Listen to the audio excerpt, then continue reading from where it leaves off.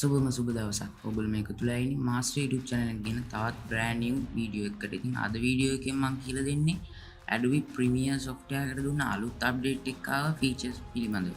ඉතින් මම Adobe Premiere software එක මගේ කලින් එක තියෙදි මම Adobe Premiere beta version එක download කරගත්තා.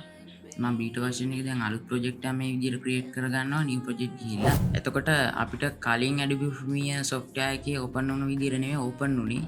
දැන් මම මෙතන නම රීනේම් කරගන්නවා මේ වගේ බොරු නමක් දාලා ඊට පස්සේ මෙතන වීඩියෝ වගේක් ඒ software එකෙන්ම දෙනවා. අපි ඉතින් මම මේ එකක් මේ විදිහට import කරගන්නවා. හරි ඉතින් මේ විදිහට තමයි අපේ වීඩියෝ එක import උනේ.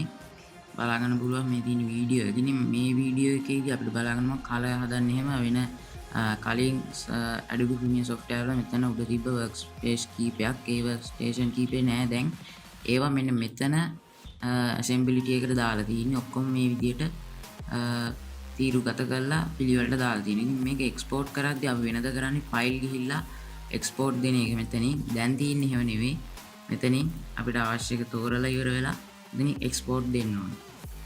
හරි ඉතින් මේ විදිහට export කරද්දී අපිට බලා ගන්න පුළුවන් මේ වගේ file එකක් එනවා.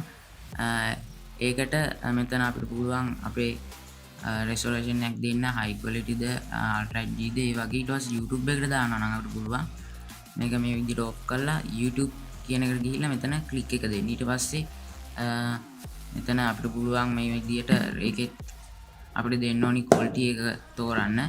ඒ වගේ තෝරලා ඉවරලා අපිට මේක දෙන්න හැකියි. ඉතින් අද වීඩියෝ එකකින් ඔය review එක තමයි මම අරන් ආවේ. ඉතින් තවත් වීඩියෝ එකකින් හමුතුර ඔයගොල්ලෝ හැමෝටම සුබම සුබ දවසක්.